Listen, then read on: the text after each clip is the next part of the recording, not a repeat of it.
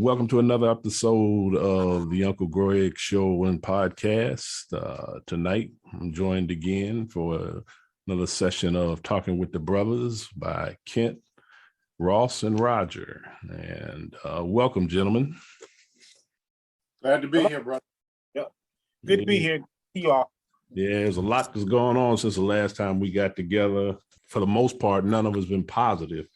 But I wanted to start off with the Wright verdict, get you guys insight and input on how you saw that verdict with the cop that took her gun for a taser and the sentence that she got as a result of it. So what do you guys think about that? I remember when the story broke, I'm looking at this young guy and the first thought that came to mind was Trayvon Martin. When I saw the interactions, this kid looked scared. Like he was trying also to, I don't know if I'm not mistaken, make a telephone call to call his mother, which is usually what kids do when they're a little nervous about something. Mm-hmm.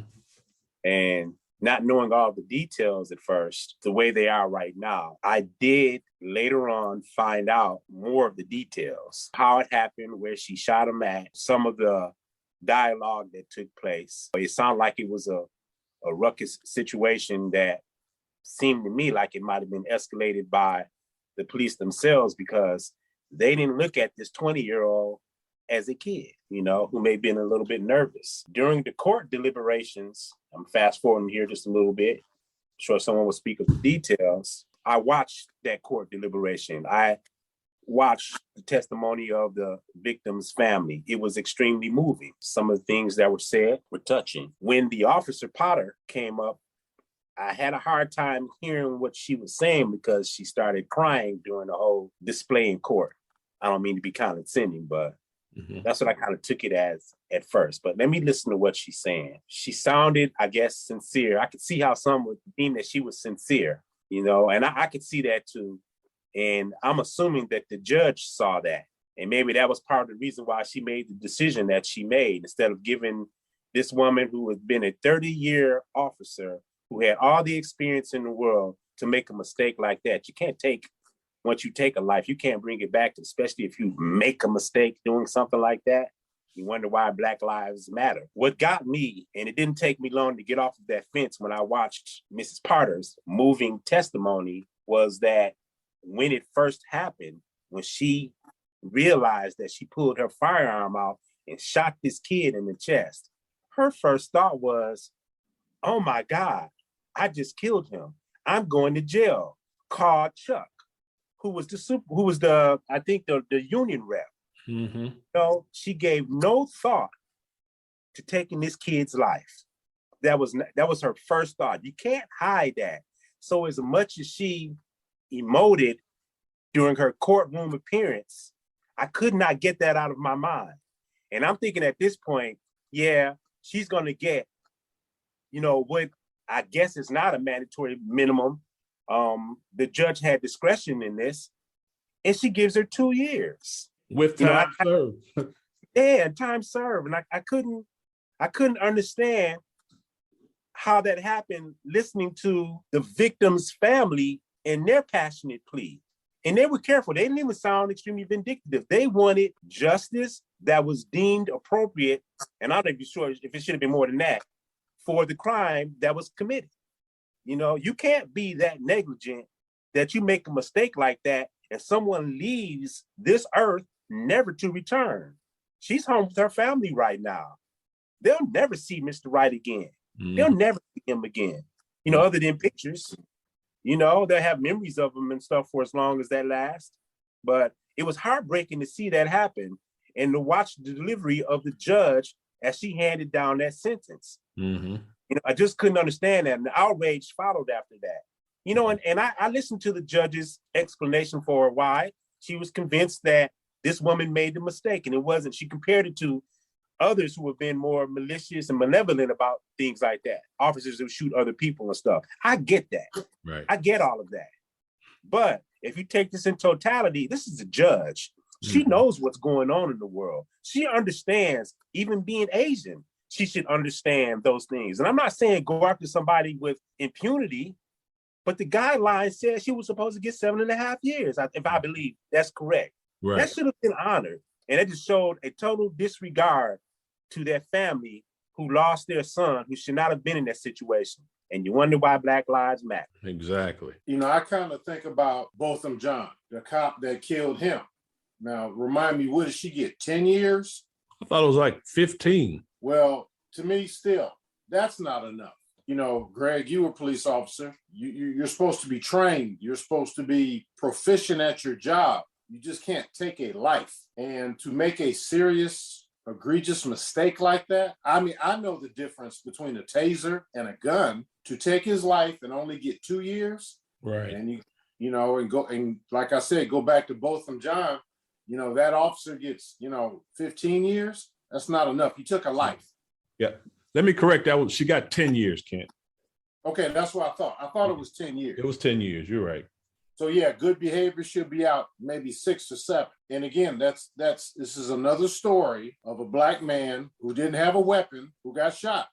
Yeah, maybe there's some things that he could have done differently. And I know that's a different discussion. It wasn't worth losing his life. And I'm looking at some of the details now. It just keeps happening. It keeps happening and happening. And these people are not being held accountable. You reverse the roles. If it had been a officer of color who killed a white individual, the sentence could have been a great deal more, which I believe would have happened. Mm-hmm. So, absolutely. And just so that's just my opinion. If people of color are killed and the perpetrator is white, the punishment will not fit the crime. And you make a valid point, Kent, about the discrepancy in how Black officers that kill white individuals, how they're treated as opposed to white, or not just white cops, Hispanic and Asian cops the same way. Philando Castile was killed by a Hispanic cop. He got acquitted.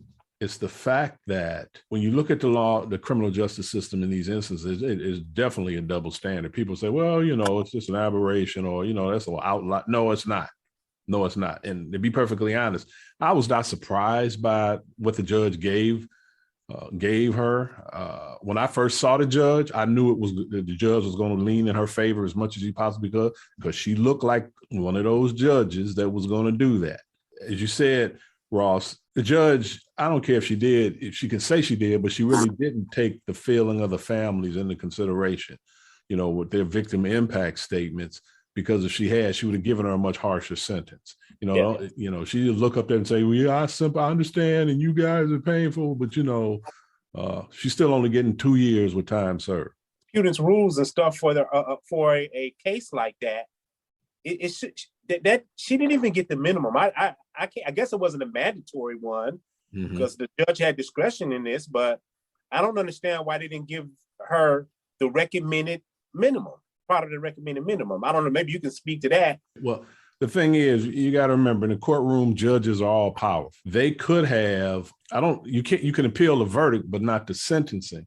But the sentencing can be under review. You talked about a Black officer killing a white person. That's exactly what you had, I believe, in Minneapolis, where this Black officer shot and killed this white woman that was running toward his police car. He said he did it to save his partner's life. Now, what I knew about all the facts that I heard about that case, I could understand his actions. I'm not saying they were justified, but I could understand his actions, because they had just heard an explosive sound, and all of a sudden you see somebody running toward the car. Now, I could see, in my experience, something like that happen. I know what I've done. I can't second guess this guy, because, you can't Monday morning quarterback everybody, but especially if their actions seem somewhat reasonable. Shooting her is one thing, pointing your gun is another, but in the same time, his partner didn't feel threatened enough, I guess, to shoot her. But the other side of that is, so what? I'm not supposed to point my gun because this is a white woman? You trying to say white women can't kill police officers? He was in fear of his life. But you notice that I'm in fear of my life defense has worked for every cops except for this Black one. I know he got, I want to say 12 years or so, but they recently reviewed the sentencing and the charges against him and said there were some discrepancies, and they've actually lowered his sentence by a couple of 3 years. I guess after the victim too, well, the woman, She was the one that called the police. There was a sexual assault or an assault that was taking place. And, I'm trying to visualize this scenario, and she was excited and, excitable, and she comes running up to the vehicle and stuff, whatever, and appears out of nowhere and puts herself in jeopardy. Exactly. Exactly. But even in that case, too, I mean, extenuating circumstances, there still has to be some punishment. Leeway? Yeah, that's dealt. But if anybody was to get leeway and get time served, that sounded like a situation where, that might have been the case right there. Right. But you have to understand, we all make these assumptions or have been led to believe that judges and everyone else, even cops, come from this special place. Referee, Kent, like I always told you about judges and referees. Right. People believe that just because they're a judge or a referee, that they're not biased, they're not prejudiced, they're not racist. But if they're a part of this society in the United States, it's very hard for them not to be.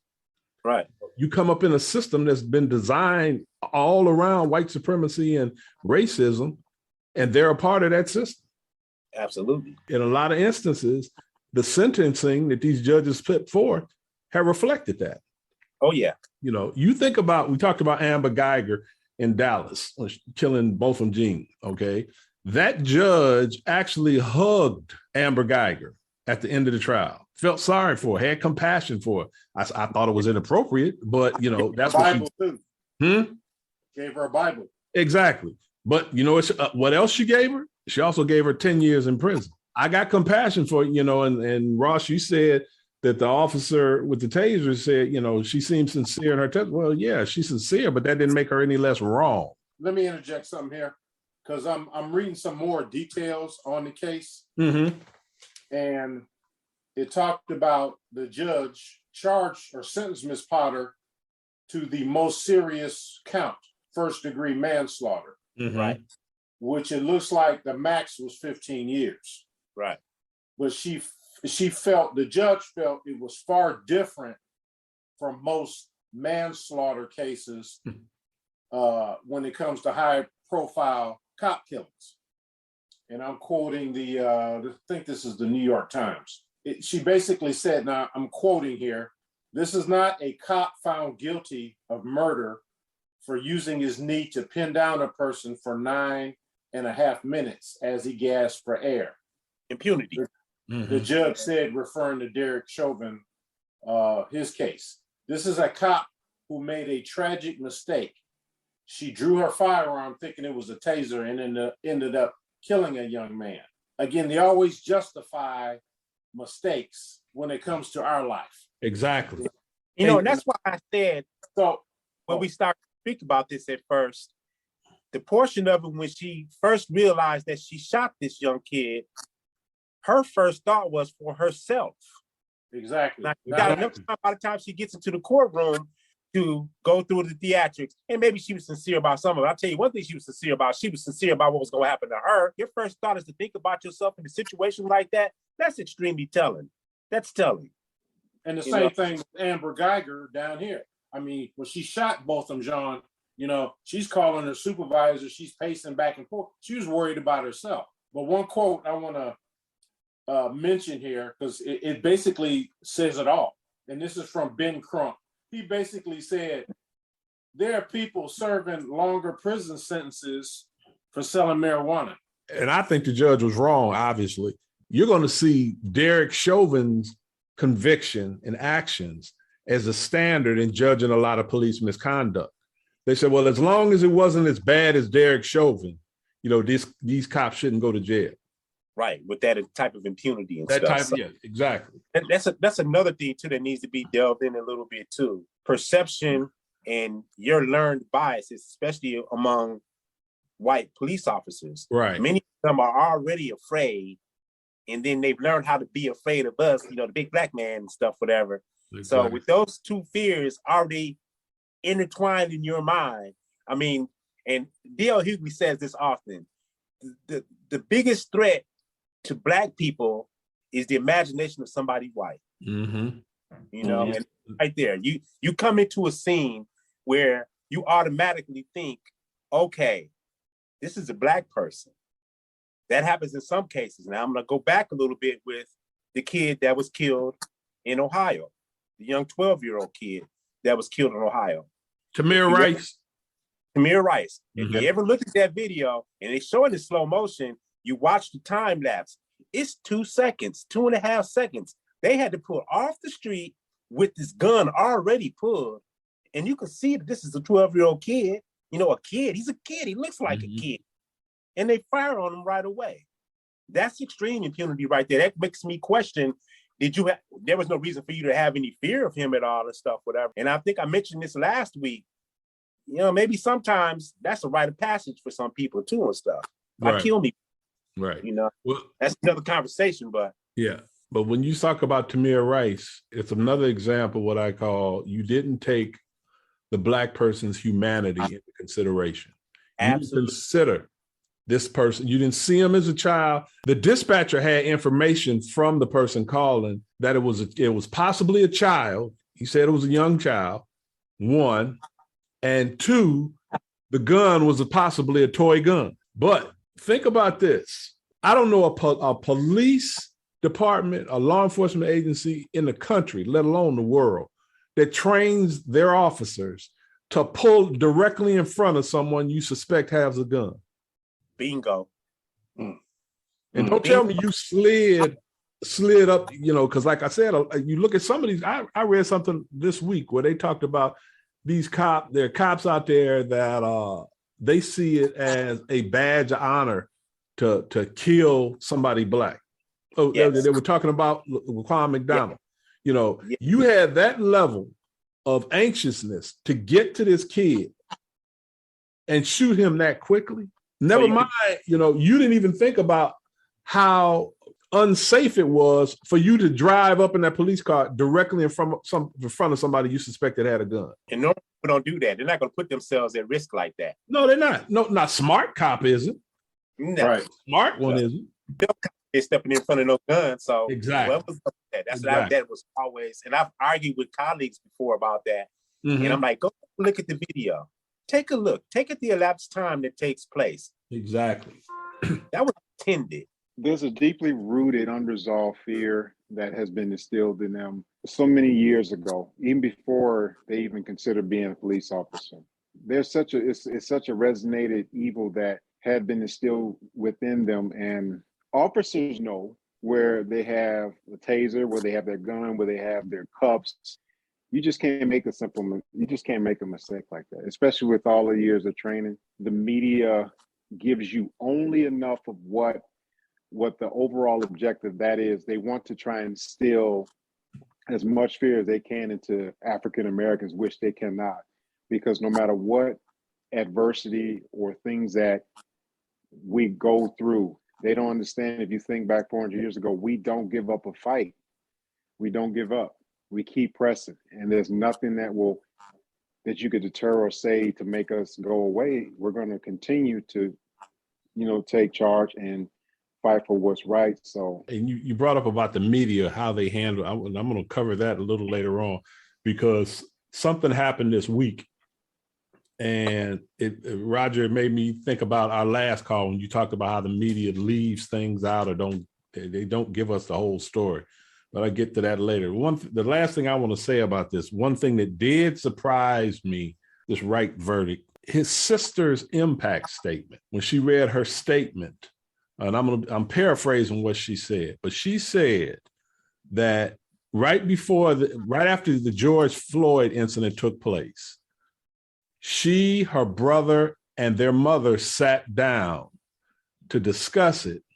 Their mother told them, they discussed and they said, hopefully we're light enough where we're not seen as a threat by the police. Yeah. Wow. Yeah. Now that's me paraphrasing. When I heard that, that's the statement she read on television. And I said, well, it's interesting. Both of you evidently were walking around with that thought in your head. And I guess that privilege didn't extend to you. Or at least it didn't extend to your brother. Right. And that just goes to show you can't, and I can say this with some white people too, you can't take for granted just because of your skin color or complexion that the cops won't shoot you. Right. You know, Right. it all Right. comes down to the type of police officer you get on that scene. So, it's just sad, but it just shows how diligent we all have to be about instilling in our children what can actually happen out there. Absolutely. Because it can always end up having deadly consequences. Exactly. Now, moving on. We talked about this on the last call about the two teams, one black and one white, that were fighting in the mall, and the police came in and immediately became overly aggressive with the black team. Now, a lot has been said and discussed about this and how, there's a perfect example of a double standard.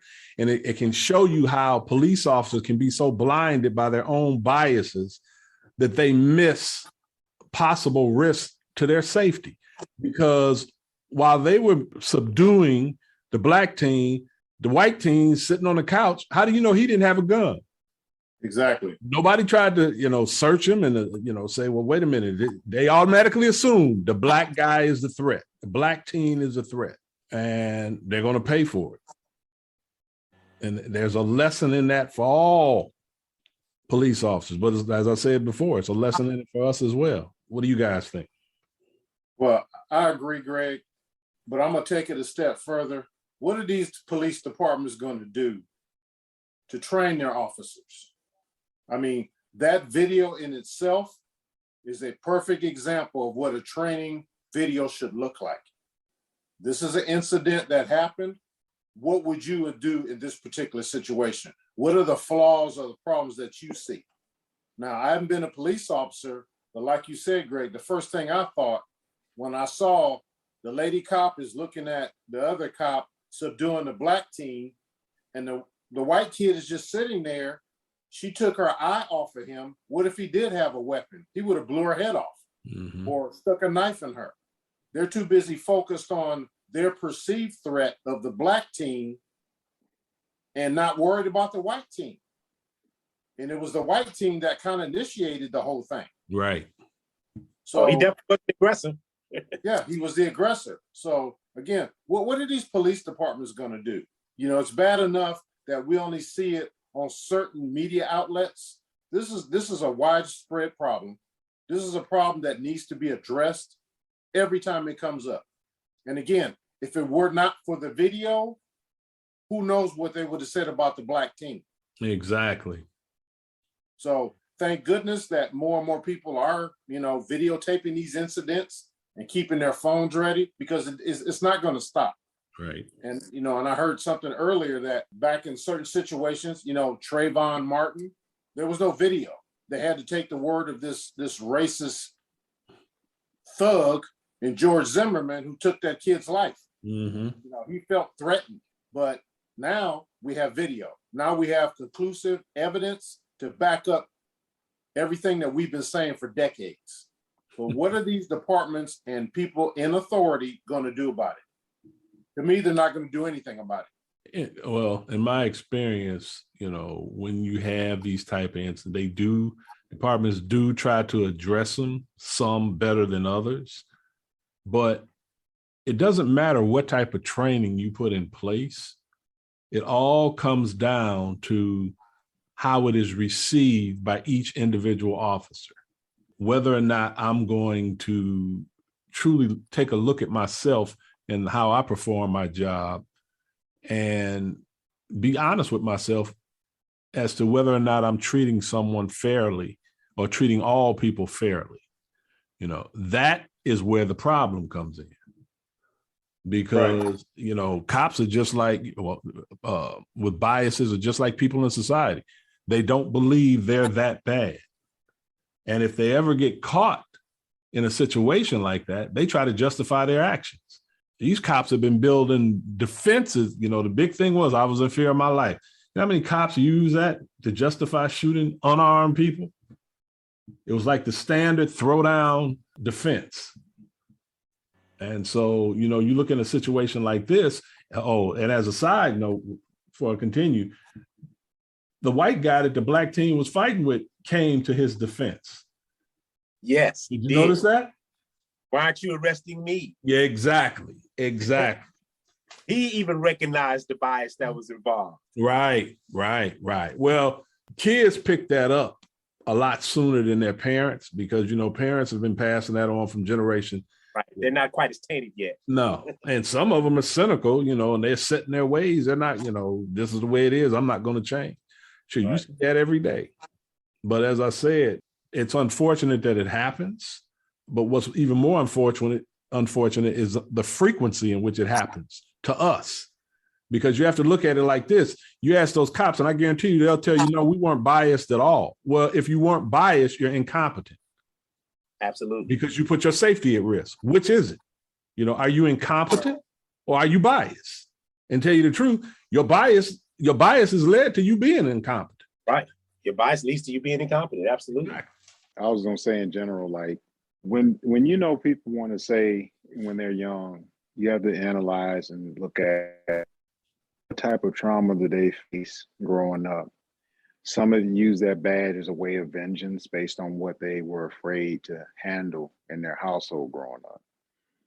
So within, like Kent said, these police departments, there has to be a more preliminary assessment of your cognitive skill set, your consciousness, based on how you respond in certain situations.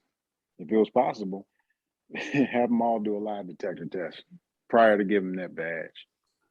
Well, I don't mean to cut you off, Raj, but I joined both police departments. I had to take a lie detector test. Okay. Hold on. Let me give you some further insight. No, go ahead. Well, wow, you kidding me? You have to take you take a lie detector test. At least I did. I took two for two different departments. But I was actually working with police officers, white police officers, who had been auto thieves, prostitutes, and when they would tell me their history, what were you doing before you were a cop? And they said, well, I was a prostitute. That's how I met the cop, and he told me to apply. And I'm like, okay. And the guy said, well, I was stealing cars, and last time I got arrested, the cop that was tired of arresting me told me I need to straighten my life out and I need to join the police department. So that gives you something to think about, right? Like I said, the lie detector test, the polygraphs are already in place. It comes down to who makes the decision to hire these people, because the results of the polygraph are never revealed to us. They never tell you, whether you passed or failed. They'll tell you when you fail, when they don't hire you. But how do you know they're not hiring people who did fail a polygraph? Absolutely. Yeah, I didn't mean to cut you off, Raj, but go ahead. No, you clarified it because that was going to be the other point that I was going to make is how many of them are telling them whether they pass or fail, with the exception of who is so-and-so's nephew or niece or, long relative or friend of the family, and they're just allowing them to go through. But they're running around here like Barney Fife and Andy Griffin, having issues with in reference to how to basically, each day live. And so, but like I said, that's the process that things have to be looked at more carefully within these departments, because I think it's truly where I'm starting to see that many more of them that carry the badge are living in fear versus those who, obviously are civilians. But I haven't had a chance to talk to my friend Jonathan, who was with CPD as of late. But things, of course, that, like I said, if we can really get to the place where we can analyze and evaluate how these police departments run their programs, not just the academy, but also even like any other job or any other place, they have continuing education units, because times change, laws change. And I think it's ideal people consistently get training right here for the mind versus the physical combat. Believe in me, I believe their capacity to think logically will improve and those sorts of things. Mm-hmm. I'm more cynical than that. Okay. I'm much more cynical than that. And and the mall thing was a prime example of it too. If you remember, the kid that was taking the videotape of this when people were asking, they were questioning what the police were doing all around. I'm like, damn, why are they picking on the, you know, why him and not the other guy? Even the guy who, the aggressive guy, the older kid who was picking on the younger black kids and stuff, whatever, you know, and I'm not even sure if that was racially motivated. At the end, it didn't sound like it was. He was just picking on some underclassmen trying to show his metal being tough, whatever. The kid taking the video of this goes, and I'm quoting, yo, it's because he's black, you know, racially motivated. You know, and just like in the Michael Brown case, where did that take place at? St. Louis, right outside of St. Louis. Right outside of St. Louis. You remember how it played out? Ferguson, yeah. Ferguson. There was a financial incentive to stop motorists. Mm-hmm. You know, a lot of municipalities rely on tickets, you know, so that they're not going to pull over people that look like them if they don't have to. You know, they're going to pull over more people and put more people in the system and stuff that they can bank off of, you know, that look like us. You know, there's an incentive to do that. And if you see this so many places, and one of the remedies, one of the things that got me upset with Ferguson too was, and I know it's difficult, I know it's a hard fight, blacks sat on no panels of autonomy in Ferguson. Mm-hmm. Not in the Right. And there's majority black people that were there. That's why it's so important for us to vote, because you can't change the mindset of people. The only thing you can do is change what you can. So if we're in positions of more power in these municipalities, we can stave this off. We can probably put a dent in what's happening to us there, you know? And just to finish up with my thought right now, there's a term, and maybe you know about this, final frame, when you're scrutinizing what policemen do in situations. We always look at what happens last and not what leads up to this. And that incident in the mall with those kids there is a prime example of it. What was going on for the officer to do what they had done? Right. Why would that have happened at first and stuff? What were the actions before Daunte Wright got shot? We never see that. You know, what was there? Sometimes without them opening their mouths up, you can see their actions, what their mindset was. You know, and Greg, you're good. You're probably better at this than anybody and stuff. If you saw something like that, you could probably predict what's going to happen next because of biases. Right. You know, but yeah, I'm just a lot more cynical about it. I think a lot more people, a lot more officers are aware of what they do. You know, in some instances, you know, especially when they have enough time to think about what they're doing, as in the Tamir case, the Tamir Rice case. Right. You know, you got enough time to think about what you're doing, but you're going to do that anyway. Right. Right. Yeah. And I like to have hope. I don't want to sound so cynical about it, but my eyes don't lie to me, you know. Right. And in that mall case, everybody had a comment about it, and it wasn't in defense of the police officers either, too, white or black. Right. Well, you know, I kind of stated my point, and I agree with what Ross said. I mean, it's just getting to the point that it's nerve-wracking. It gets me frustrated because these stories keep happening. Right. These situations, it just doesn't stop. And no matter how much video evidence is out there, it keeps happening. Mm-hmm. You know, it just doesn't stop. And trust me, I know we've had this discussion. You know, every time my grown children walk out this house, I'm fearful. You know, Kent is licensed to carry. I'm more fearful of him. Yeah. My daughter, they're shooting and throwing these young ladies down on the ground just as well as they doing the young men. Mm-hmm. So I'm fearful. It's to the point, you know, us getting together to discuss these issues are definitely important. But Yes. I'm also calling us to rise to action. Absolutely. You know, I've been on enough marches. I've been in marches in Detroit. We need to basically turn up the heat, guys. Yep. Because I don't want to be reading another story, and it's going to keep happening no matter what I say or what I do. But we've got to step up our game. We got to get more brothers and sisters involved. We've got to, you know, get our white counterparts to assist us. And I brought that up in a meeting before because I've had white individuals and individuals who are Asian and Hispanic. What can I do? You see something, say something. Absolutely. Just don't give me lip service. Move on it. And I think we're at that time now. We have to move. Because again, oh, sorry, Ken, go ahead. I'm sorry. Yeah, because again, I don't want it to be, of course, my children. I don't want it to be Greg's or Ross's or Rogers or any other friends and relatives. I don't want it to hit home with us so close that, okay, now we have to get involved. Let's get involved now, do more now, be proactive instead of reactive. And I think we as a race, we're very reactive. We'll march, we'll do these things, and then it'll die down until the next situation. We got to keep this process moving. And it's serious enough right now that the young men and women today, they need to quit worrying about TikToking and shaking their butts on TV, on Facebook Reels, and all this other crap.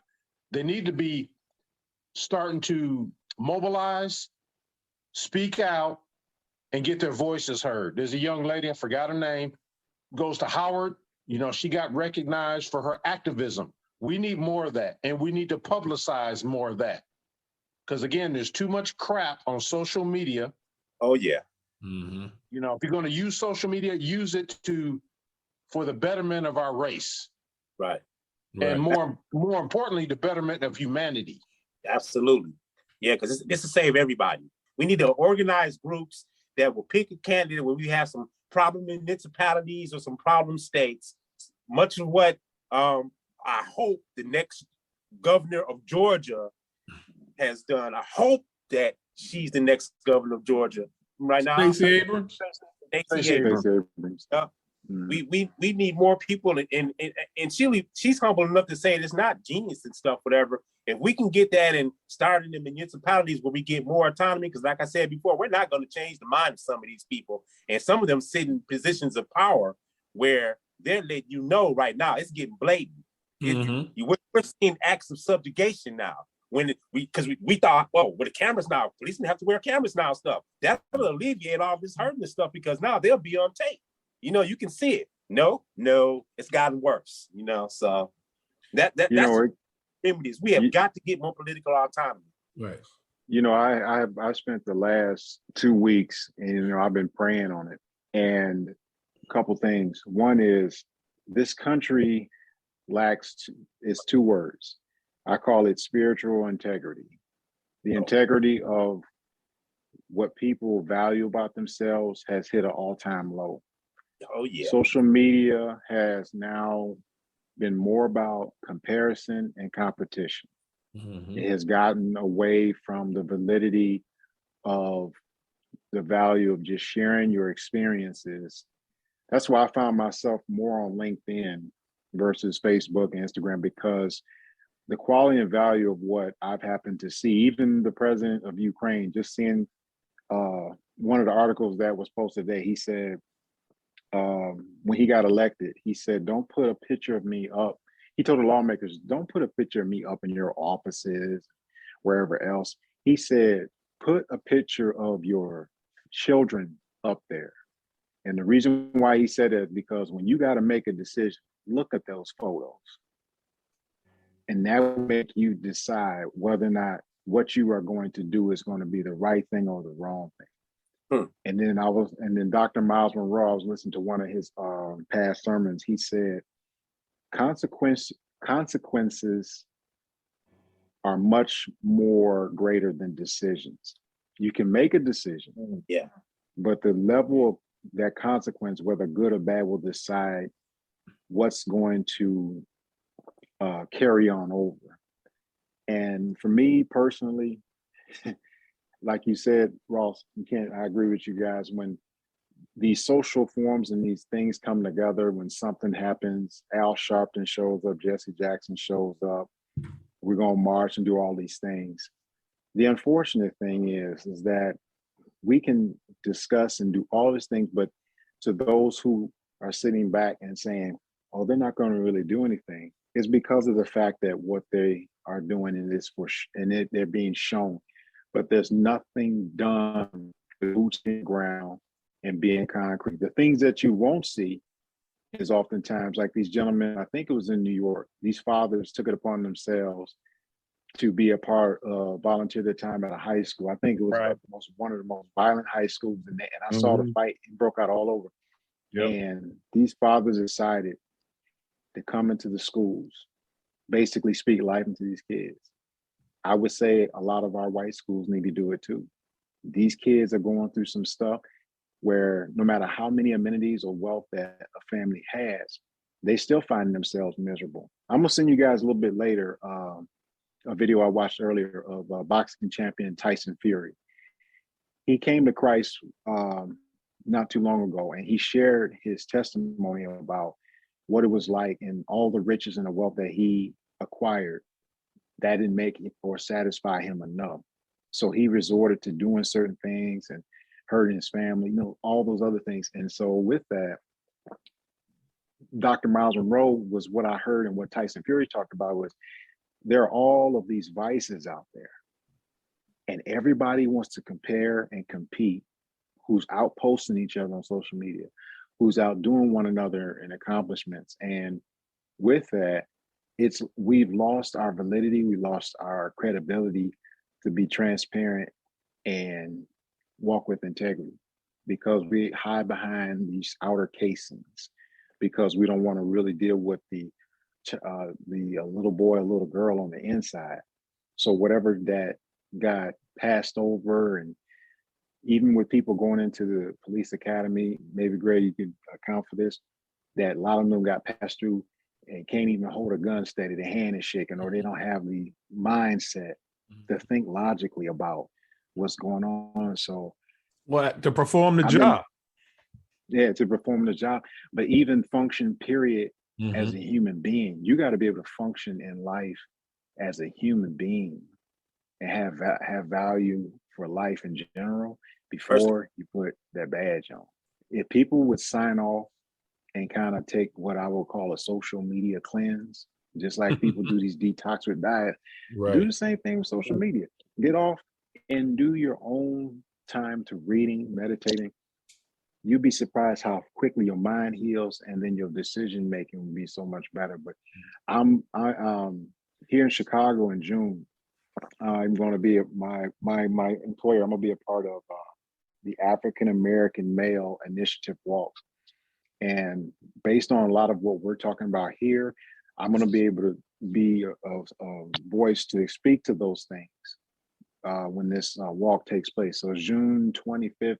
It's June 25th and 26th here in Chicago. So there's some things that I'm going to be a part of and on that event, and I'll be glad to get information from you guys about what I need to share and address. Let's just say that I'm looking forward to this event because I've been looking for a platform to be bold about what we need to hold people accountable for, regardless of color. Because once we start doing that, it only comes to a point at some place where you got to dig deep down and look within yourself and say, I'm wrong. I got to make myself right. And when I even saw that video about that mall incident, and when I looked at and I studied and I analyzed and observed the body language of those cops, and I said, wow, look how inexperienced and nervous and scared that they are. I wouldn't be surprised if somewhere along the line that the reason why they didn't go after the white kid was because somebody knows somebody's family may know something. And they didn't want to take it out there. That you bring up a good point about that. We're gonna lay off the cops for a moment, just a moment. Always come back to them. They always give us a reason to come back. But anyway, you guys, you saw the video of the Proud Boy, the president of the Akron chapter of the Proud Boy, punched the sister in the face. Okay. That was harsh. That was harsh. And it goes directly into our next topic is racial aggression that we see from white individuals. Do you feel it's on the rise? Of course, it's on the rise. You know, just because we don't see it on videos every week Mm-hmm. doesn't mean it doesn't happen. You know, there's Right. case after case, you know, situation here in Dallas, you know, this young lady, same thing, got punched out by a white individual, a white Right. male. Right. You know, and then watching the video in Ohio, you know, he's drunk, he's slinging the N-word, and you know, she made a few mistakes in that. You're a woman, you're female. Don't approach a very aggressive, drunk, hostile individual. Right. Okay. Absolutely.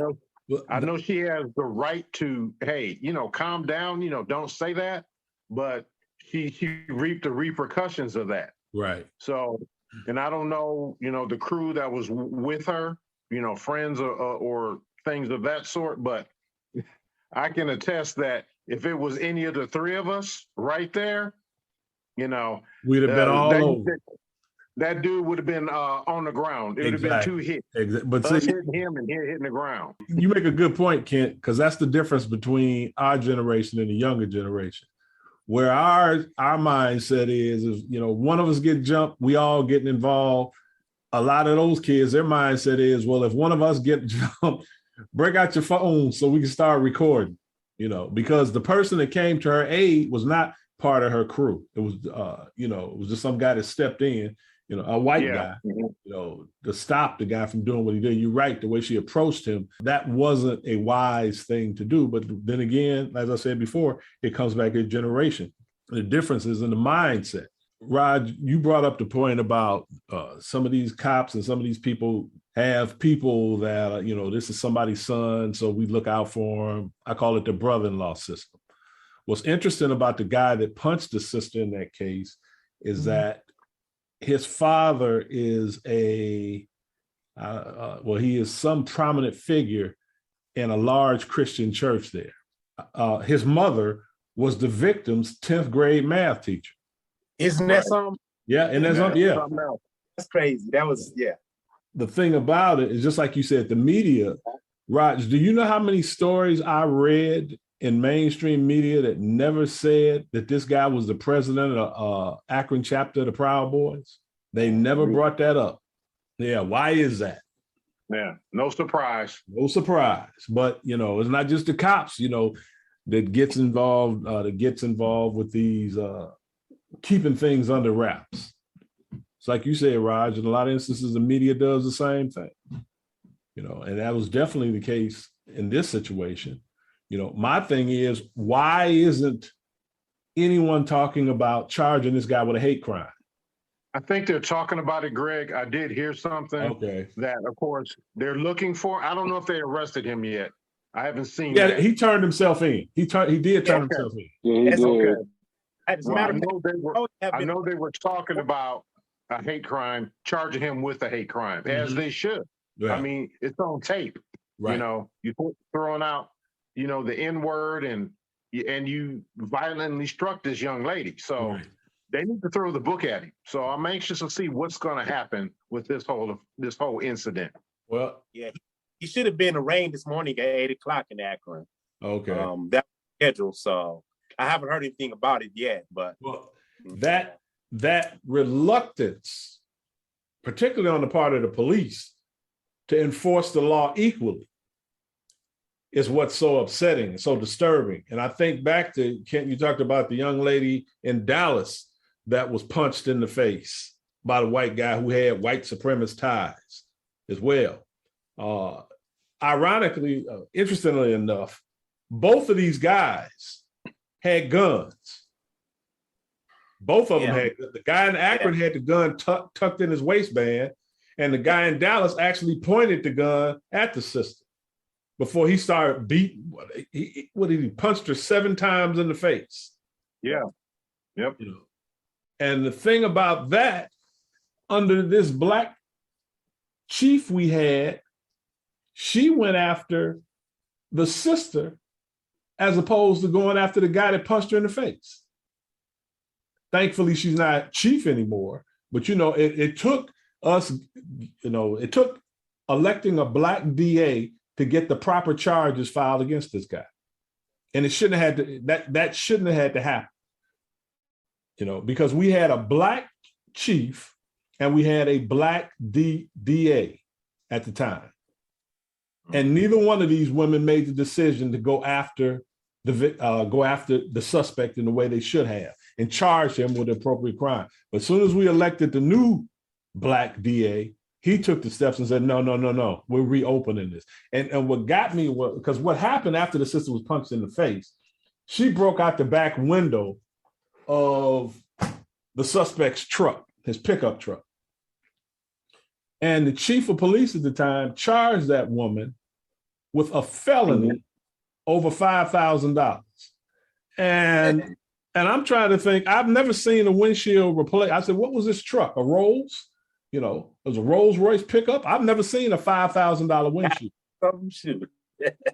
Yeah, but see, that's right. You have these individuals that are tap dancing to appease the status quo. And that's exactly what that former chief we had in Dallas and that former DA we had in Dallas, both of those women were the same way. That's all they were concerned about. Be careful of those ones that go to the outhouse alone. Yeah. Be careful of that. I had this thought too. My daughters, that appeasement stuff. My daughters, I remember before Barack Obama became president of the United States, and I just started getting on the social media. Now I'm responding to anything, just watching some of the rhetoric. So as those primaries were going on against, Hillary Clinton, and he started to make headway, and it was pretty obvious that he was probably going to be the Democratic nominee. I remember reading on Yahoo when they had some of the, social media stuff on there. White people on there were saying things like, are we going to have to move off the sidewalk and let them walk by right now? They thought of this in terms of it being so opposite and so telling of the things they did, egregious to people of color. And I remember after that, my daughters had a track meet, and I was always approachable by everybody. I'll speak, someone listen and stuff, and, some want me to, kind of be quiet and listen to what it is they may be saying. I remember a gentleman walks up to me while we're here at this track meet, and I guess I look approachable that day, and he goes, I think it's I guess it's a pretty good thing that, there's a chance that there could be an African American who could be president of the United States. I'm like, okay. And then right after that, he goes, I'm sure that all the African Americans in the United States are going to vote for him. And that took me aback. So I said to the guy, I said, look, me personally, I tend not to try to vote for somebody just simply because of the color of their skin, but I'm not going to hold anybody to account, any Black person account for doing such a thing. If they decide they're going to vote for somebody because of the color of the skin, what's the difference between a white person saying, I'm not going to do it for the same reason? Exactly. And for all the Black people that I know, unless you voted, that was your first time voting in that presidential, election, and that was your very first time ever voting. Every Black person that I know that's voted through the years has voted for white people before. I know some white people who have never voted for anybody of color and never will. Right.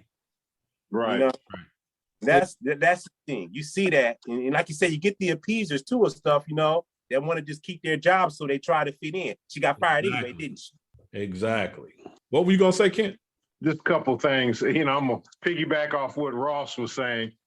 We see this stuff all the time. They think, oh, somebody Black is running. All the Black folks are going to run out here and vote for that person. No, that's not the case. Because trust me, if Candace Owens ever ran for president, not no, but hell no. Okay. Clarence Thomas. I'm still offended by that. I wouldn't pull him for him. Okay. We haven't had these representatives. Marshall. I gotta put a sidebar in there.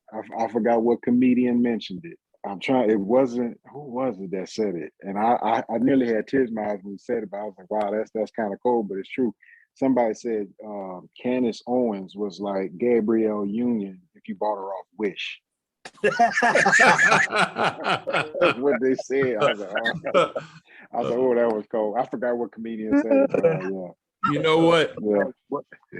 Every time I see one of those like Candace Owens, man, there's plenty of them. Tim Scott in South Carolina. Yeah. I Mhm. always think about, and heck, we got them right here in Texas, a lot of them. Oh, y'all do. Yeah. We got one running for governor right now too, don't you? Alan West. I think Alan West. Yeah. Yep. Yeah. But I always think about Malcolm X movie when Denzel was talking about the house ones. Mhm. Right. And I call them the wee sick boss. Yeah. They're the wee sick boss type of individuals. Right. Right. I don't have low expectations for them. I have no expectations for them because Absolutely. despite our greatest efforts to unify as a race behind a good cause, it's going to always be those who sell us out. Always. Because they want to be that special one, that one little pet, that, oh, did I do good, boss? So Right. we're going to always have those type of individuals around. But back to the issue about the fear of white folk whenever we get in a position of authority or power. What you're seeing is that guilt that they have because they figure we're going to act just as evil as they did once we get in that position. Right. Got it, Greg. Yep. And the thing is, you're not giving, you're still judging me. You're not giving me an opportunity because they think that's what I would do if I was in your position. So that tells you how much they're aware of what they're doing is wrong. And they feel like, if they get elected, the chickens are going to come home to roost. Never thinking that, hey, the chickens might not come home to roost. The chickens just might want to make this place better. For everybody. That's our mentality. We as Black folks, we are hopeful. We want unity. We want things to be equal. Right. We just, a wise friend of mine once said, "Can a brother just get a waffle? Get a waffle. Can I just get up in the morning, eat a waffle, have a good day, play with my children, watch TV, and go make a difference, a positive influence in the world? Live my life." Exactly, bro. Live my life without all this drama. And you know what? The thing is that I think it was, I heard it last week. I don't know if it was on this call, but I recall that there was like, when you see us as African Americans and we accumulate wealth, and obviously you see how it could be spent compared to, like, let's say Mark Zuckerberg or Bill Gates. You obviously don't ever hear more along the lines of them exploiting, showing off trinkets or anything like that, but investments and Warren Buffett. But what they said was, we have to disengage and help re-educate our young people to think. Going back to 400 years ago, they were trained to think, well, I'm not going to live that long because of what I'm dealing with, so I'm going to try and gain everything that I can. And we got this in their mindset because they have a right to live to be 100 years of age, just like any other race. So that doesn't mean that you got to acquire all of these wealth and riches because you feel as though you're not going to live that long. And I said, you got to, and I said, that's why there's never any value in the things that we have. Everything we have on this earth is on loan. And when you get to a place, and when I've talked to these young people, when I've been in experience, and even what I do now, is that a lot of these CDL students that are coming through, and many of them are selecting this path because of getting their life back. Some of them got their records expunged. And, I had small conversations with them, and I said, well, here's your opportunity. And I said, look at it from a place of starting brand new. Don't look at, regardless of what you've been, make the best out of your situation, your story. Just because somebody else chose a different path and you have all these faults, get over them. And I think if we really take that time to be involved in their, not just the training of what they want to do, but and going on marches, but go into this fair and create opportunities for them to learn and listen. And because not every one of them are going to be a professional athlete. Not every one of them are going to break in the music industry. Some of them are doing it only because they're buying time to get into something else. If we take a moment and just kind of like look at it from perspective of helping them to see that, yes, you can live past 30, 35. And I truly believe that the four of us, the ages that we're at, we're pretty much giving a lot of hope to young men out there. When I tell them I'm 40, when I tell someone I'm 47, they say, Miss Fish, you ain't 47. You like 30. I'm like, no, I'm 47. I got a grown daughter. They're like, how you do it? And I tell them, I said, it's based on how I live. I agree with you, brother. That's a key point. You know, me, Greg, and Ross, we're all right there together in age, and I know we all get, man, you're how old? Yeah, nobody believes it. Mm-hmm. Nobody believes it, but The you gray know, off really look younger too. So right? I want to do that too. So But the mentality is, yeah, I'm not going to live that long, so let's live fast and die young. Mm-hmm. You know, Tupac, Biggie, you live fast, die young, and the list goes on. It's just not those two. I just, you know, those two came to mind. But that's why I'm so adamant about we got to make a difference. We got to speak to these young adults. They need to see us. But again, it's hard because, you know, we're not on the NBA court. We're not on the NFL field. Right. The vast majority of individuals out there are not going to end up in those arenas. Okay. Right. You know, 32 football teams and you got 53 per team. That's 1,600 players, give or take a few. Okay. NBA.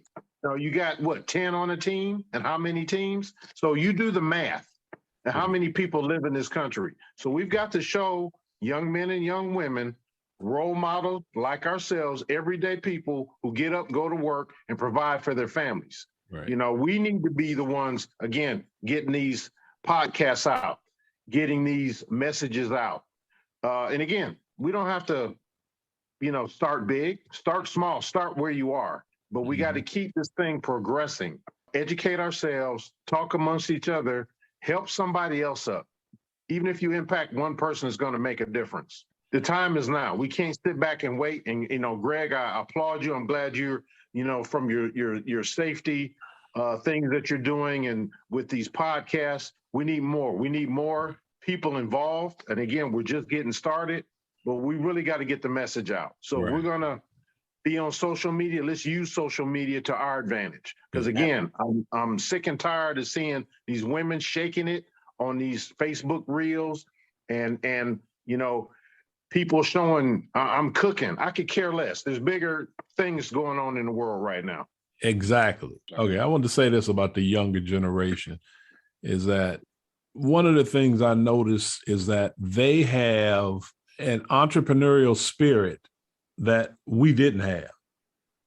These kids, these young folk are all looking for ways to make money.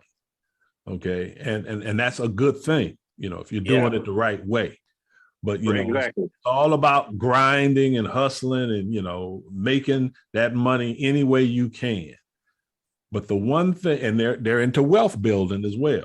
Now, whether it's generational, they're looking down the road long term. I can't really say that. But I notice one thing as they invest in that entrepreneurial spirit and even in this wealth building, the one thing I notice that they don't invest in is their own survival. We're under attack. But these young folk don't, as you said, you know, YOLO, you only live once. So live fast and die young. You know, why? You don't have to. But that's all they hear and that's all they see. And so they take their survival for granted. They take a lot for granted. And when it comes to their own safety, you know, I was reading an article, it said 73% of young Black women don't feel safe in America. 73%. And whose job is it to protect these women and to make them feel safe? Yeah, that's ours. That's our job. Yeah. But when you grow up listening to guys constantly calling women out of their names. I mean, I've never seen a group of individuals like Black men come up with so many derogatory names for Black women. Think about it. Think about it. True. Very true. And the fact of the matter is, you don't value the Black women. And when you don't value the Black woman, you don't value the race. And a lot of these young guys don't. They and you guys are well aware of, especially those of us who have daughters, we know what they do. And it's, you know, yes, we got to train these younger generation, but we also got to train these men to take better care of the women.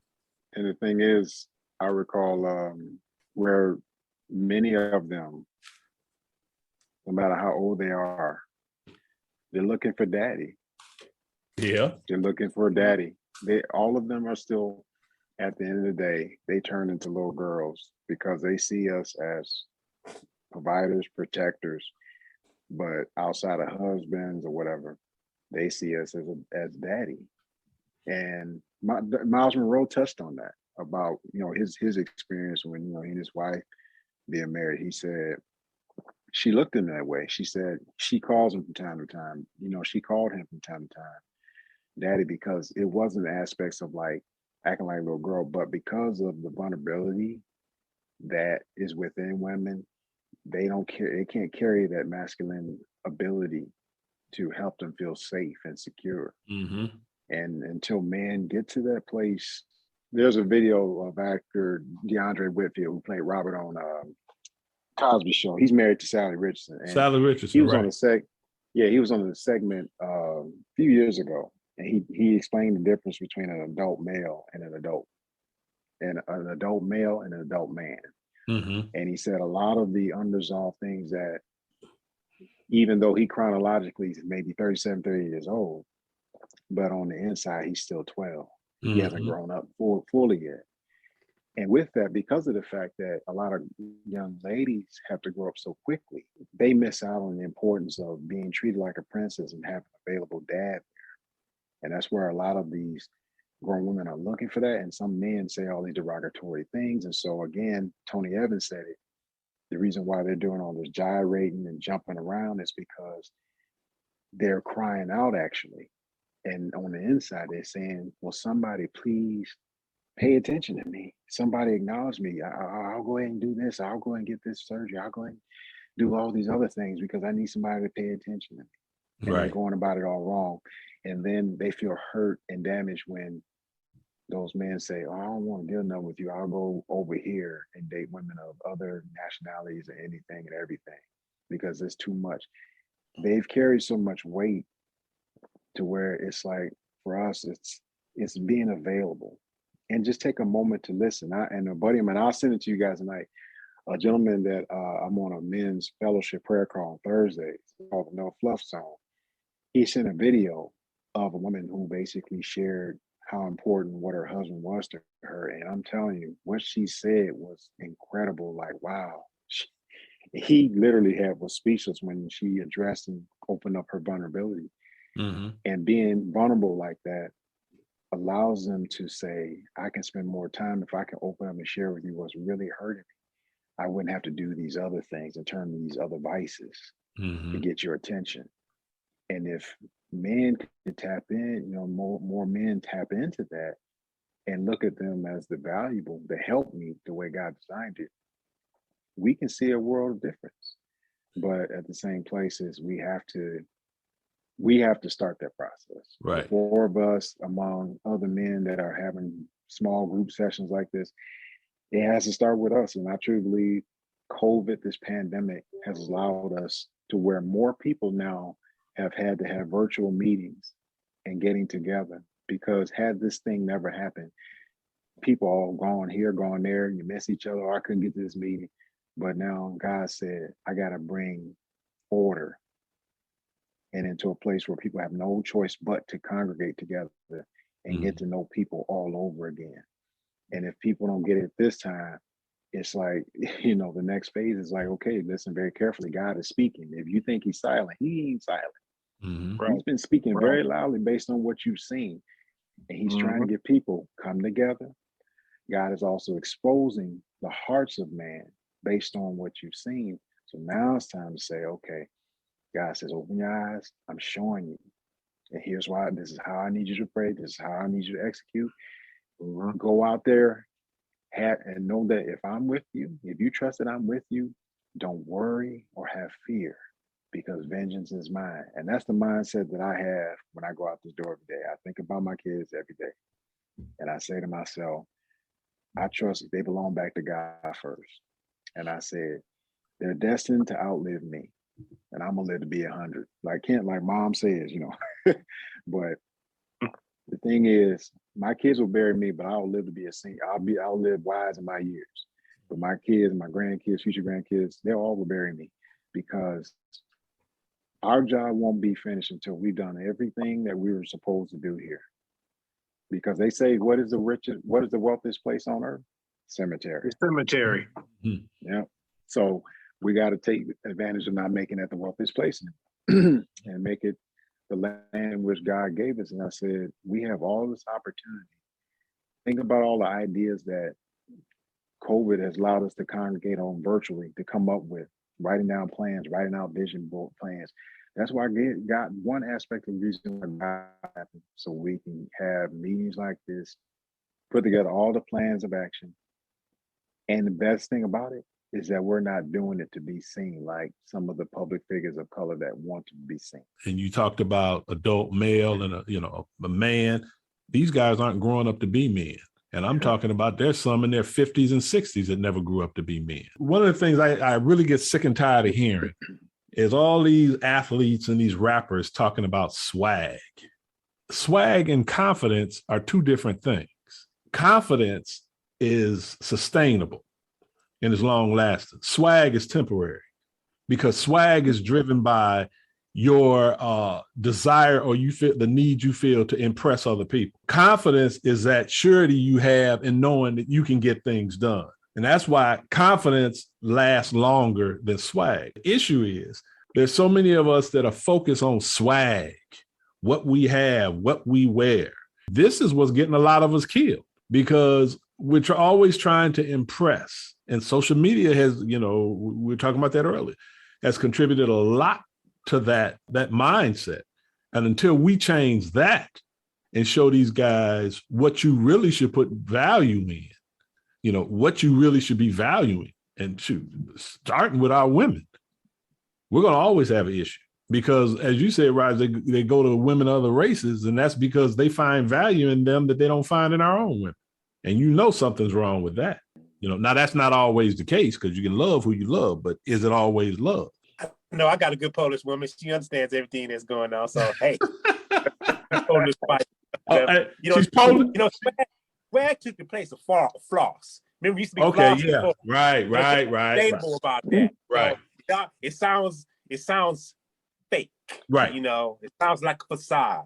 Right. You're right. But Roger was talking about that aspect of it too with women. Right now, and especially with Black women, they need to be revered. And I'm going to tell you why. They're responsible for preserving democracy after what we have seen go on. They're the ones who got, whether you like Biden or not, across the finish line, starting in South Carolina with Clyburn supporting them at first. They're the ones on the front line. They're the ones responsible for the advancements and the preservation of democracy. They're the ones who may be the next personnel on the Supreme Court. Pay homage to it. They're dragging all of us along, especially like you said before, those 50 and 60-year-old guys who never figured out how to get past adolescence because they're too busy playing PlayStation instead of reading something to enhance their viability. Right. Find so many LinkedIn posts from so many Black women I'm seeing become attorneys, to physicians. God says, you know what? Since these men ain't taking charge, I'll put it in the hands of women to do it. And I'm starting to see that. And it's not because they're trying to overtake or show the, but God says, you know what? A lot of my daughters are coming back to me and they're looking at me as primarily daddy. Now I can bless them because they're not looking for a person in human form to do the role. Although that was my design to have them as that, help me to that man. But because of the fact that males have fallen short, God says, I gotta work and bless these Black women out here. Right. And I've seen it's not just that. When you talk about that, Roger, when Lord did that with Deborah in the Bible, he did that to humiliate men. And he's doing the same thing now. But let's be realistic about this. You're seeing all these successful sisters on LinkedIn, but you have to ask yourself this question. I ask this question to all you guys. Are they the exception or are they the rule? Because the strip joints, I never see a help wanted sign posted outside a strip joint. No. And I see no shortage of sisters on social media, like Kent said, shaking their behind, twerking, 4.9 million views. That 4.9 million views is not getting you $4.9 million. It's not getting you a dime, but you have no problem degrading yourself in a lot of instances on social And this media. one, really quick, another sidebar before I forget, and I think he put this woman in place because I forgot who it was, but she was saying about she's an IG model and all this other stuff. And you see the comments. Mhm. This one guy said, "Well, I'm a running back on Madden." And the comments went crazy. They said, and she felt really insulted by it, but he's like, it's real. I mean, are you making UIG model? But you got all these likes, but what value are you bringing? I'm a running back on Madden, but am I making money? No. So, but I saw, even though it was comical, but I saw what his point was, is that all of this going to be able to create some credibility for you? No. There's much more to life than just this outer shell. That's why, like you said, Greg, I think it was a couple weeks ago, that's why Yana Van Zandt ain't on TV no more. Mm-hmm. Because she started to hold Black women accountable and make them tell the truth. Exactly. And that's why they had a problem with it. So, but see, that doesn't say. Yeah. That's why we have to make that sell. It's a lot more selection to have a girl shaking their booty and stuff, whatever. I don't understand the IG thing and all of that. I'm disappointed. I'm watching some of the brothers like, really? It's like you going to Walmart and picking up. I mean, I don't get that. You know, it's just there's no value in that I can see that's gonna lead to anything long term that could be valuable. Mm-hmm. You know, it's almost like cryptocurrency or something, you know. no tangible value behind it and stuff, whatever, you know. Right. Let me say this. Yeah. Let me say this real quick. I'll get there, because we're gonna wrap this up. I'm gonna let you have the last word on this, Kent. Okay, just what piggybacking off what you guys saying. You know, number one, I have a cup, and I believe in this saying, Daddy, a boy's first hero, a girl's first love. We take our place, we do what we're supposed to do, the rest will take care of itself. Now, there are a lot of women in college being successful. I'm gonna be honest, a lot of them are alone because we have not stepped up. And at the same time, we're too busy being players, okay? The other point, we have to be role models, we have to be active. And I can't, stress this enough. It's every daddy's goal to keep his daughter off the pole. And we're not doing a good job of that either, okay? We need to call out stuff when we see it. And I'm seeing these women on social media, they ain't just 20 and 30. You got 40 and 50 and 60-year-olds doing the same thing. So that's a question for another time. What do we do next? What are we committed to do next? Who are we going to get involved to help these people realize their future? It ain't just about social media. It ain't just about having all these Jordans and you live with your mama. Or, even my pastor talked about it. You want to appear rich. You want to appear like you got this BMW and this Mercedes Benz, but you're living in the hood. You're living with your mama. You don't even have a job. We're too busy wanting to look rich and look important instead of putting in the work, instead of, educating ourselves, committing to our business. We're too busy putting on this false front, this false facade. It's getting worse. That's why we have these IG models. So again, where do we move next? But, Greg, I know you want to wrap it up, but I know we got more weeks to come. More weeks to come. And that'll be our next step. Yeah, that's the question. That's the question. Major question at all. When you get to that topic, when you get to that topic with the IG and the social media, believe me, I got a lot to say on that. Yeah, both biblically and okay. Yeah, so I'm gonna go in. Yeah. Okay. Well, that's the question. What do we do next? And we'll leave that for the next discussion. I just want to thank you, gentlemen, once again, as always. It's a good discussion as we push these issues forward. So thanks again, guys.